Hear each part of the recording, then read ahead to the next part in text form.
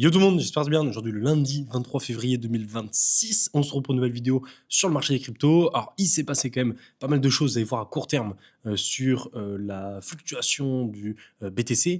On était, rappelez-vous, plutôt sur un scénario haussier avec la déviation à la baisse du range, puis la cassure à la hausse avec comme target les 74 000. Vous allez voir qu'entre-temps, il s'est passé pas mal de choses, que ce soit déjà avec l'inflation, on a eu des chiffres de l'inflation qui étaient vraiment pas ouf. On a eu une décision de la Cour suprême aux US contre les tarifs douaniers de Trump qui a bouleversé pas mal de choses. Et derrière, on a Trump qui a surenchéri. Vous allez voir, ça a été un peu le bordel. Donc ça a apporté de l'incertitude, ce qui a fait que les marchés ont un peu corrigé depuis. Vous allez voir qu'entre-temps, rappelez-vous, j'avais un long que j'ai coupé et là, je suis re-rentré à l'instant ce matin en long parce que je pense qu'on a une opportunité de long qui peut être intéressante avec un rebond qui pourrait s'effectuer à peu près dans la même structure que je vous ai présenté la dernière fois avec une sorte de range avec voilà, déviation à la hausse du range. Donc en fait, le but, c'est d'aller chercher le haut du range vers les 74 000, dépasser le range pour former une déviation comme on avait fait avec le Dead Cat Bounce et ensuite, paf, replonger à la baisse et repartir sur une jambe baissière vers les 50 000 voilà, et plus bas éventuellement. Donc voilà, c'est un peu blanc. Et du coup, pourquoi je suis rentré sur ces niveaux-là? Parce qu'en fait, on est allé chercher les plus bas et du coup, aller chercher pour plus bas, rentrer sur ce niveau-là pour ensuite, paf, aller chercher les plus hauts, sortir ce niveau-là et éventuellement mettre à short, ça peut être très intéressant.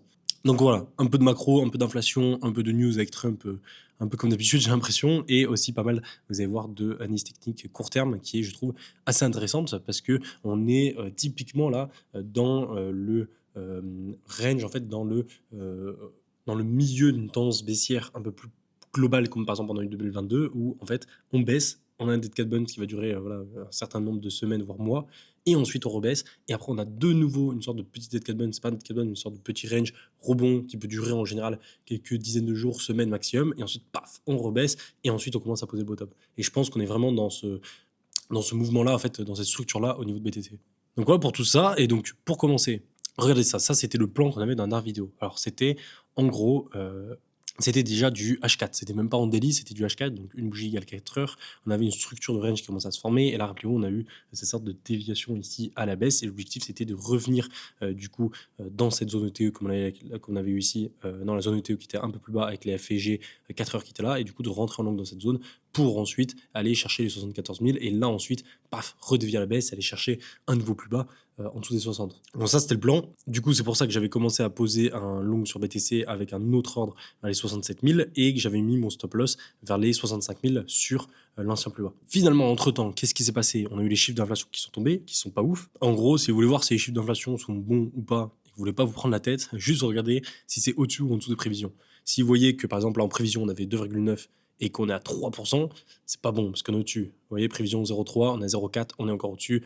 2,8, 2,9, on est encore au-dessus. 0,3, 0,4, on est encore au-dessus. C'est-à-dire que tous les chiffres de l'inflation, que ce soit en corps ou en PCE normal et que ce soit en annuel ou mensuel, tous, ils sont au-dessus des prévisions. Donc on a une inflation qui est plus haussière, qui est plus haute que ce que on avait prévu, qui était déjà une hausse, on avait déjà prévu une hausse de l'inflation.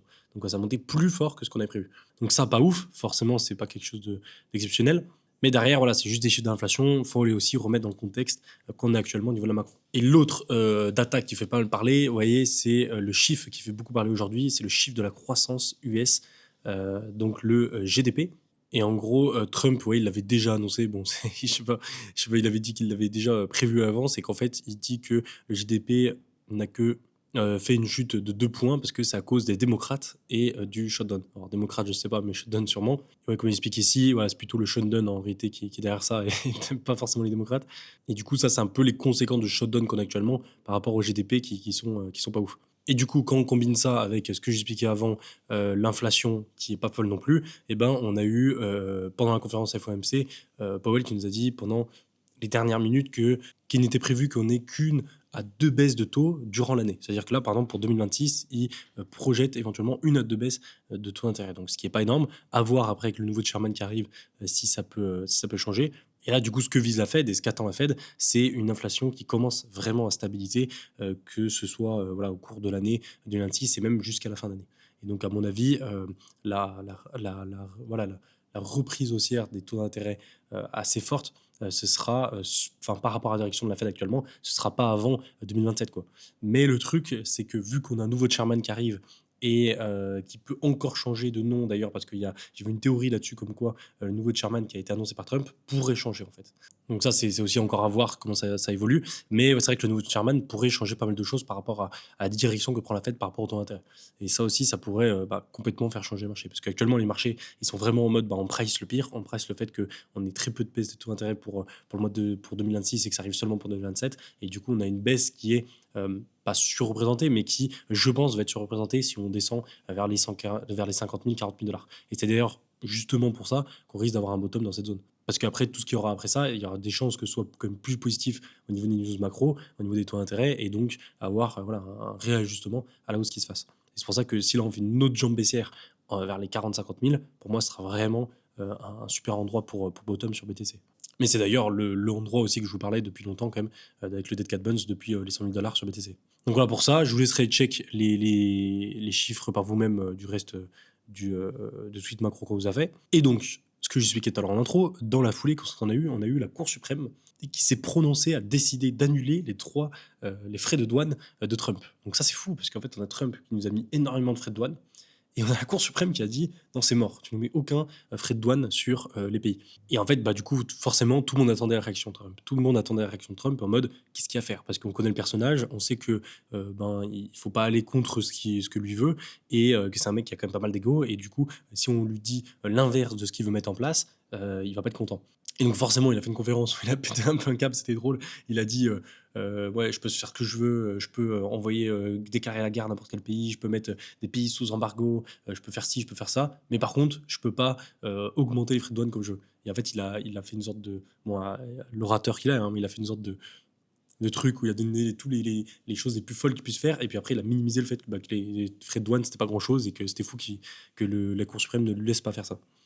Et du coup, en réaction de ça, alors on s'attendait éventuellement à quelques dingueries de la part de Trump, et finalement, ça va. Bon, il a quand même fait, une réaction face à ça en disant que il augmente les frais de douane de 10% pour tout le monde, en plus, vous voyez, des tarifs déjà en vigueur. Mais le truc, c'est que lui, il a encore en tête le fait que, dans son discours politique, il dit que voilà, il y a encore ses frais de douane et qu'en plus, il rajoute 10%. Donc bon, c'est un peu le bordel. On ne sait pas dans quel sens ça va partir. Est-ce que du coup, ils vont réaccepter? En fait, je sais pas exactement comment ça se passe. Est-ce que les 10% qu'il a de nouveau rajoutés vont pouvoir être validés, ou ça va devoir encore être invalidé par la Cour suprême?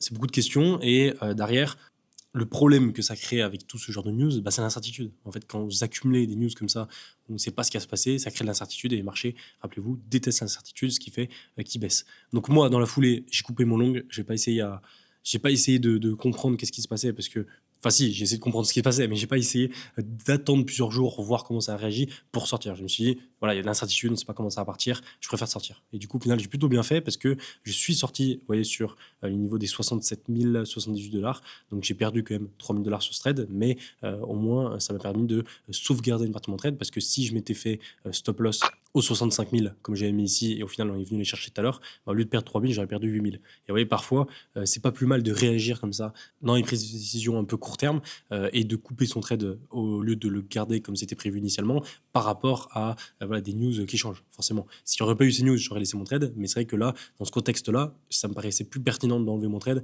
que de le laisser éventuellement me faire stop loss plus bas.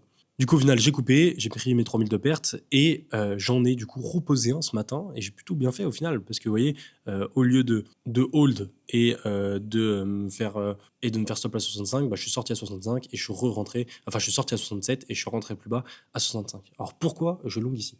Alors c'est assez contre-intuitif, parce que c'est vrai que quand on regarde la structure qu'on a actuellement, on a plutôt l'impression que c'est une structure bearish en fait en daily. Vous voyez, on range là-dedans, et puis après paf, on casse sa baisse, ça fait pas un triangle descendant, parce que vous voyez là on monte légèrement, mais ça fait une sorte de falling wedge là qu'on pourrait casser à la baisse, qui est pas ouf en fait en termes de structure pour le marché. C'est plutôt une structure qui est bearish.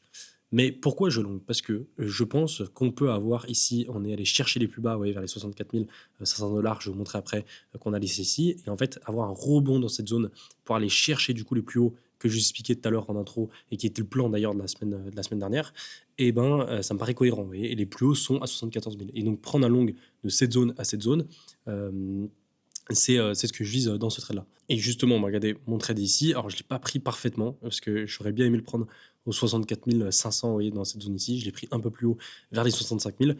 J'ai mis un petit peu plus de grosses positions, avec un levier assez élevé, parce que j'estime que mon stop loss, je voulais le mettre pile sur le plus bas. Et du coup, pour l'instant, ça se passe plutôt bien parce que je suis à 2700 $ de PNL. Alors, c'est pas encore TP et mon objectif, oui, il est assez loin, mais en gros, en un jour, ce serait d'aller chercher, hop, ici, ouais, donc prise de position ici, mon stop loss hyper serré là et aller chercher les 74 000 qu'on a ici. Donc 74 000, ça me ferait prendre 33 000 de PNL, donc ce serait excellent et ce serait parfait pour ensuite reposer un short parce que je vous explique mon plan, c'est qu'en gros, moi j'aimerais long de cette zone à cette zone et une fois qu'on arrive à 74 000, la poser un short pour jouer du coup ce que j'expliquais, voilà, la déviation à la hausse et ensuite bam, on refait une jambe baissière. Donc ouais, c'est un peu mon plan pour l'instant. Ce que j'ai fait pour sécuriser mon trade de mon côté, c'est que j'ai monté mon stop loss, vous voyez, au-dessus de mon entrée et donc là, même si on vient corriger vers ce niveau-là, ben moi je me ferai sortir, mais j'aurais rien perdu, je serai ABE et si là on part arriver à 74 000, ben moi j'ai mon trade qui se laisse courir. Pourquoi j'ai monté mon stop loss? Parce que je pense qu'il y a moyen, il y a une possibilité qu'on revienne sweep les lows, qu'on revienne sur les plus bas ici à 64 000 et ouais, aller chercher plus bas ici avant de repartir. Et du coup, je vais éviter de me faire stop loss, enfin de me faire quote mon trade, me liquider mon trade à ce niveau-là. Et du coup, je préfère sortir ici à BE et re-rentrer à ce niveau-là si jamais on revient sur ces niveaux. Voilà, tout simplement. Ensuite, je reviens sur mon tweet par rapport à ça parce que je voulais vous montrer une comparaison avec 2022 que je trouvais assez intéressante. Vous voyez, en 2022, on avait vraiment formé, donc après le Dead Cat Bounce, le bottom ici. On a commencé à former le range ici. Et regardez ça, vous voyez, on était venu sweep les lows ici, on était revenu chercher les plus bas ici. Et ensuite, paf, explosion. Vous voyez, on vient chercher les plus hauts, on vient combler les FG en 4 heures qu'on avait laissé là. Et ensuite, une fois qu'on a formé la déviation, paf, on part à la baisse. Et donc, vous voyez, actuellement, on en est ici. Et en fait, ça ne m'étonnerait pas de refaire exactement le même scénario au final, un peu comme on avait fait avec le Dead Cat Bounce en 2022. Et vous voyez, aller chercher donc les lows qu'on a ici, paf, péter, aller chercher les plus hauts. Donc là, j'ai mis ici, mais on peut même monter vers les 74 000. Aller chercher les plus hauts ici, les FG qu'on a laissés, et ensuite, paf, on accélère à la baisse. Et c'est pour ça que de long ici à ici et de short de là à là, c'est ce que je vais essayer de faire de mon côté. Justement, on peut aller sur Monsieur BTC. Alors regardez ça, en gros, là en daily, vous voyez, on a une sorte de feeling wedge que j'expliquais qui se met en place. Et ça, c'est pas forcément une structure bullish. En fait, quand vous avez une structure qui est dans ce sens-là, hop, qui se ferme comme ça, triangle de compression. Alors souvent, quand en plus on est en tendance baissière, bah souvent, hop, on vient la casser comme ça à la baisse. Mais c'est vrai que le piège parfait et que moi j'estime qu'on pourrait faire, vous voyez, c'est aller chercher du coup les plus bas qu'on a fait ici, hop, avec la mèche. On revient chercher les plus hauts là, et là, une fois qu'on a cherché plus haut ici, paf, on replonge. Et ça, ce serait vraiment le scénario parfait, je pense, pour piéger le plus de monde. Et oui, en 4 heures, ça ne m'étonnerait pas, franchement, avoir un scénario comme ça, on réintègre, paf, là, on va chercher 74 000 et ensuite on rechute, ça pourrait se faire. Et ça ressemble, du coup, justement, ce que j'expliquais tout à l'heure, à ce qu'on avait fait en 2022. Oui, en 2022, déjà, le Dead Cat Bounce avait été pas très très similaire à ce qu'on a eu sur le Dead Cat Bounce des 98 000 $, là, il y a quelques mois sur BTC. Où en gros, on avait vraiment, ouais, hop, la déviation ici, avec donc le gros range, hop, déviation au-dessus, et ensuite on casse à la baisse. On vient chercher une mèche bien profonde vers les 60 000, vers les 25 000, ce qui correspond aux 60 000 $ avec la mèche qu'on a fait il y a quelques semaines. Et derrière, vous voyez, de nouveau, qu'est-ce qu'on a on a une sorte de structure qui commence à se mettre en place, et en fait, quand on regarde juste, vous voyez, ici, et ben en fait, on a l'impression que là, on peut repartir, parce que qu'est-ce qui se passe? On a un premier rebond ici, et petit à petit, vous voyez, on se laisse couler. Et en fait, quand on a ça, la plupart des gens, vous voyez, on a un bottom, on a un rebond, et là, quand on se laisse couler ici, bah, la majorité des gens pensent que voilà, on va partir fort à la baisse parce qu'ils disent ah, le rebond il est pas assez fort, ça va pas suffire et on va casser à la baisse. Et en fait, bah, souvent, ce qui peut se passer, et ce qui s'était d'ailleurs passé à ce niveau-là, le meilleur piège qu'on puisse faire, c'est faire croire qu'on repart avec paf, une hausse assez brutale et en fait, on va juste chercher les plus hauts et là, on chute brutalement. Et si vous voulez, cet espoir-là, bah, il fait énormément perdre d'argent à des gens parce qu'en fait, la plupart des gens pensent qu'on repart alors que finalement, c'est un piège haussier qui, paf, derrière, enfonce la baisse. Et du coup, hop, ouais, c'est ce qu'on avait fait ici. Où en gros, au lieu de hop, rebondir et se laisser couler et ensuite paf, casser à la baisse, et ben en fait, on est venu chercher les plus bas, paf, rebondir assez fort, et derrière, vous voyez, former du coup le piège ici à la baisse, bah, un peu comme Dead Cat Bounce au final, hein, c'est la même chose. Au lieu de, vous voyez, laisser se couler ici, bah, en fait, on vient hop, aller chercher le piège à la hausse et ensuite on chute. Et du coup, là, on chute et on vient chercher beaucoup plus bas et après du coup on pose notre bottom avec FTX qui suivait juste là. Et de nouveau, vous voyez, prendre un short dans cet endroit-là, ça fait peur parce qu'en fait t'as l'impression que tout repart, mais c'est à la fois le meilleur moment comme on avait ici quand j'ai posé le short vers les 96 000 où c'était à la fois, ça faisait peur parce que le FOMO revenait, tout le monde pensait qu'on allait repartir, mais c'était à la fois le meilleur moment parce qu'on était au-dessus des plus hauts et du coup c'était l'endroit parfait pour faire déviation et repartir à la baisse. Et du coup là sur le graphique qu'on a actuellement ici, c'est un peu ce que je vise aussi, quoi. C'est à peu près le même truc où là, on avait eu notre, rappelez-vous, Dead Cat Bounce avec pareil, le range, hop, on dévie ici à la hausse, on pose notre short et derrière, paf, ça chute très fort. Là, on vient chercher très profond, même plus profond que ce qu'on avait fait en 2022 avec une grosse mèche. Et ouais, là, on est un peu dans le même, au final, dans la même configuration que 2022, où on a, pareil, la mèche très profonde, le rebond, et là, vous voyez, on se laisse couler, et tout le monde pense qu'on va chuter. Et pour moi, le plus probable, bah, c'est juste que hop, on fasse un rebond court terme, et que on fasse un plus haut, et que là, on chute. Et que là, ça piège un maximum de monde ici. Et du coup, c'est pour ça que l'objectif, c'est de long ici à ici, et là, de short de là à là.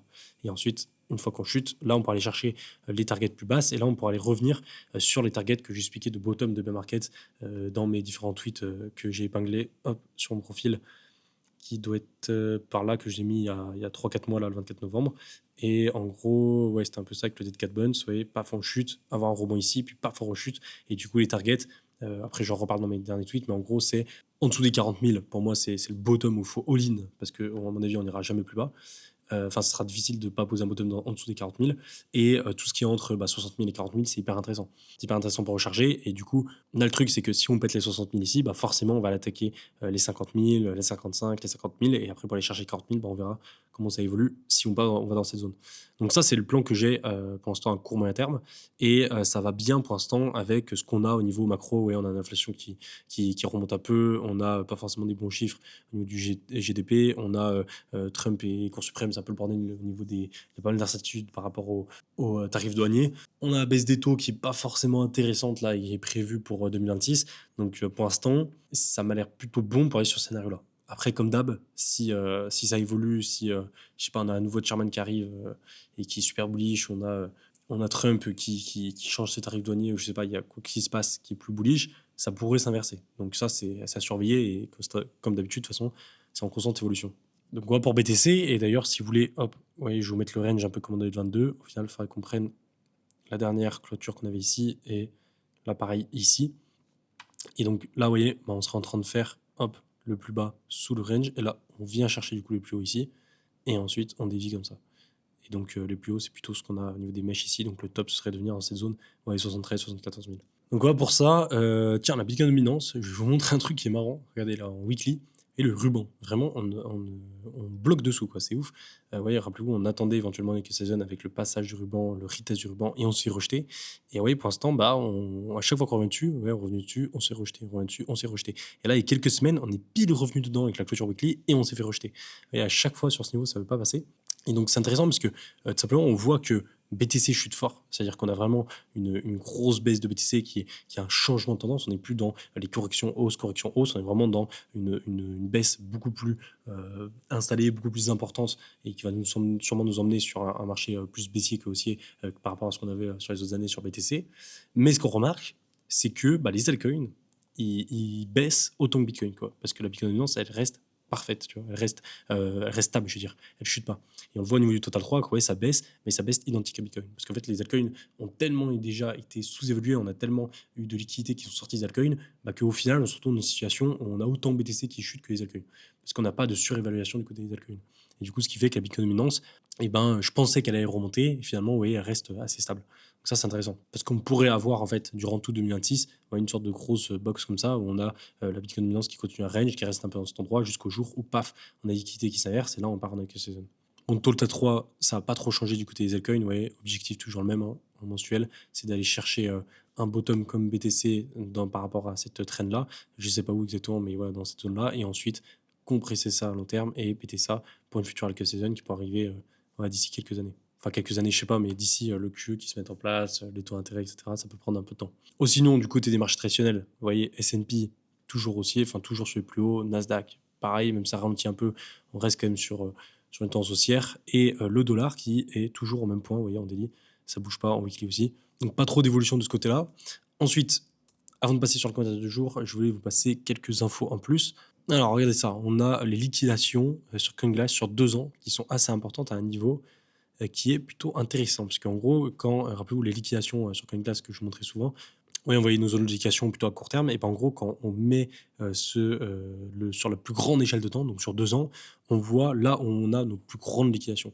Et nos plus grandes liquidations, bah, elles sont sur le niveau des 48 000 $. Et les gars, les 48 000 $, bah, c'est la zone qu'il faut si jamais enfin, ça fait partie de la zone entre les 40 000 et les 50 000 que j'expliquais, si jamais on décroche une deuxième jambe baissière. Et vous voyez, dans le cas là où on fait notre rebond que j'expliquais, on décroche une deuxième jambe baissière, et ben en fait, aller pousser pour aller chercher un bottom vers les 40 000 $, ça peut se faire, ça peut clairement se faire, surtout si on a toutes les liquidités, et ouais, bah, les plus bas, enfin les liquidités qui correspondent aux plus bas qu'on a laissé ici. Donc ça, c'est quelque chose que je regarde attentivement. Ensuite, tiens, au niveau des small caps, ça a un petit peu bougé. Rappelez-vous, je parlais de Small Thing, sur lequel j'étais pas mal positionné. Ils avaient donné zéro news depuis 5 décembre. Donc ça remonte un peu. Là, du coup, ils ont annoncé leur teaser, qui est pas mal, je vous invite à aller voir. Ça fait un peu teaser Netflix. Et on a eu surtout leur développeur qui, ici, le 21 février, a expliqué un peu ce qu'ils allaient faire. Donc ouais, c'est cool. Il y a un peu de mouvement de ce côté-là. Je crois que la chart, ça n'a pas trop bougé non plus. Hop, ouais, ça va, c'est un peu monté, descendu. En fait, ça stabilise, mais on n'a pas forcément de grande tendance qui repart à la hausse. Après, le problème, en fait, de ce genre, c'est quand même MGMA. Alors, MGMA, pour moi, il est un peu dead. Je pense que la théorie que j'avais sortie autour de ça, c'est un peu mort. Et j'ai un peu le seum parce que c'était deux tokens sur lesquels j'étais positionné en small caps. Et ouais, là, il est vraiment, là, il y avait encore l'espoir. Mais là, quand ça fait comme ça, on a que dalle de volume, quoi. C'est un peu compliqué. Par contre, c'est vrai que Small Thing, ST, c'est plus bullish. Enfin, il y a plus de chances que ça survive. Parce que ouais, la chart est vraiment pas dégueu, je trouve, comparé à la baisse qu'on a globale sur la crypto. Après, vu que c'est un token qui reste très faible en capitalisation, c'est plus impossible peut-être pour maintenir son market cap. Mais ouais, mais le problème de ce genre de token, en fait, c'est que tant que tu n'as pas beaucoup de volume, de momentum qui arrive sur le marché, de la part de BTC en l'occurrence, qui lui draine un peu tout le monde, et ben c'est compliqué pour relancer des dynamiques haussières sur ce genre de token-là, quoi. Et on le voit de toute façon, tous moi je suis un peu l'univers des small caps, tout ce qui monte à quelques dizaines de millions de market cap, paf, c'est directement vendu, les gens prennent leur profit, ils ressortent pour récupérer des liquidités et acheter du Bitcoin plus bas, hein. Un peu tout le monde fait ça. Et je pense que pour tout le monde, c'est la même chose. Imaginez, vous avez un token là qui explose, qui fait, je sais pas, dans la semaine, il fait plus 500, plus 1000%. Bah, en fait, il y a de grandes chances que vous-même et moi-même, on prenne 100% de nos profits pour prendre des liquidités, parce que dans ce marché-là, avoir des liquidités, c'est hyper important pour voilà, acheter les bottoms qu'on risque d'avoir. Et regardez ça c'est intéressant. Vous voyez, on a typiquement ce genre de choses où là, ça m'a fait halluciner ce genre de truc, où en gros, en 48 heures, on a eu un agent IA avec une tête d'Omar qui a été créé. Et, et en gros, si j'ai bien compris, cet agent, en fait, on lui a donné la possibilité de gérer la supply de son token, enfin la liquidité de son token, et on voit que bah, le token au début, vu que c'est un genre IA, tout le monde s'est dit ouais, il va faire des dingueries, ça va être incroyable. Du coup, le token, ouais, il est monté direct à 16-17 millions de market cap en l'espace de quelques heures. Et du coup, en fait, qu'est-ce qu'il faisait le homard? Il répondait positivement et parfois il envoyait généralement 500 balles à des gens qui lui demandaient de l'argent ou qui trouvaient pertinent. Mais le homard, il a craqué, il a envoyé l'intégrité de la supply à un gars, soit environ 500K au moment de la TX. C'est-à-dire qu'il y a un mec random comme ça qui a reçu 500 000 $ de la part d'un agent IA qui est un homard. Ouais, c'est assez ouf. Si on te demande comment tu as gagné 500K, tu dis que c'est un agent IA homard qui te l'a envoyé par erreur. Je pense que personne ne te croit. Et du coup, forcément, bah, quand il y a eu cette erreur-là qui a été faite, parce que je sais pas ce qu'il a fait le bot, pourquoi il a fait ça, bah, tu as tout le monde qui a vendu, et du coup, on allait chercher une mèche direct valait 1 million, même pas. Et en fait, ce qui est ouf dans l'histoire, c'est que le mec qui a reçu 500K, qui a reçu quasi toute la supply de la part de l'agent IA, en fait, il les a même pas vendus parce que il a pas vu ça tout de suite. Je crois qu'il a même pas de fees, enfin de TH sur son compte pour pouvoir les vendre. Et du coup, au final, il a vendu que 40K au bottom, donc il a vendu genre pour 10 fois moins de ce qu'il aurait pu avoir. Bon, bref, c'est pour dire un peu le marché actuel des small caps, c'est un peu le bordel. Il n'y a pas beaucoup de volume, il n'y a pas beaucoup de liquidité. Du coup, en fait, tout ce qui monte, tout ce qui a un peu de valeur, bah, est directement revendu et c'est très éphémère. Donc voilà pour ça. On finit avec le commentaire du jour de Jonathan Petit qui nous dit « Bonjour, merci pour tes vidéos. Peux-tu nous faire refaire la vidéo pour le ruban avec les réglages? Merci, continue. » Merci beaucoup pour ton commentaire, ça fait plaisir et je vais vous montrer ça tout de suite parce que je sais que vous avez été pas mal à me le demander et c'est vrai que le ruban, il est plutôt pertinent quand même, je trouve, dans certaines situations, surtout dans les tendances weekly comme ça que je monte depuis le début du bull run. En gros, si vous voulez le mettre, c'est tout simple, vous allez sur TradingView et sur TradingView, vous allez ici, hop, ajouter un indicateur et vous mettez Emma Ribon comme ça et c'est celui-là, vous voyez, Emma Ribon Crypt, vous cliquez dessus et hop, ici, il va s'ajouter et normalement, il est déjà, alors peut-être que moi je l'ai déjà réglé automatiquement, mais en gros, vous allez ici dans réglages, ouais, il est déjà réglé et normalement, ici dans style en fait, Avant, il y en avait beaucoup plus, les moyennes mobiles, et moi, je gardais que les 1, 2, 3, 4, 5, 6, 7, 8. Normalement, ce sera déjà mis, mais en gros, vous gardez les 8 ici, vous mettez d'accord, et là, du coup, vous avez votre ruban. Ouais, c'est pas compliqué. Après, les gars, c'est pas un indicateur de fou, hein, c'est juste des moyennes mobiles, mais c'est vrai que c'est plutôt pertinent parce que quand on voit que voilà, quand on passe au-dessus ici, voyez, on revient tester, hop, on rebondit, on revient, on rebondit, et qu'à chaque fois, au final, on a pu choper les bottoms ici, ici, parce qu'on rebondissait dans ces zones-là, et que ici, ben, quand on a cassé, ben, en fait, on s'est dit, voilà, on change de tendance, on change de dynamique, et quand on est revenu le tester là sur le Dictated Bounce et poser le short ici, bah, c'était parfait, oui. Et on est vraiment revenu le tester pour se rejeter.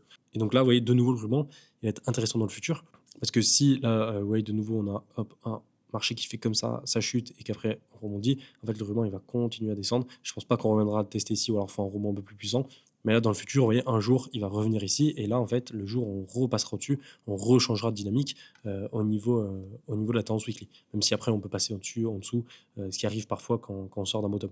Et au final, regardez, c'est un peu ce qu'on avait ici en 2022, où, vous voyez, bah, regardez, c'est exactement ça. Vous voyez, on est venu, alors, ouais, ce qui est ouf, c'est que le cours était quand même passé au-dessus là, avec la déviation, et ensuite, paf, on a chuté, et vous voyez, on n'est pas revenu le tester sur ce rebond parce qu'il était trop loin, et même ici, on n'est pas revenu le tester, et c'est une fois qu'on a posé bottom et qu'on a commencé à remonter, qu'on est revenu dedans, et vous voyez, ce qui est intéressant, c'est que, bah, paf, on l'a cassé, on est revenu pile dessus, et après, on est repassé un peu au-dessus, au-dessous, et après, on est resté au-dessus tout le long du marché, quoi.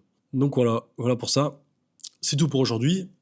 N'hésitez pas à me dire en commentaire qu'est-ce que vous en pensez et quel est votre plan, vous, à court terme sur BTC. Je vais là-dessus pour aujourd'hui, et moi je vous dis à plus. Ciao!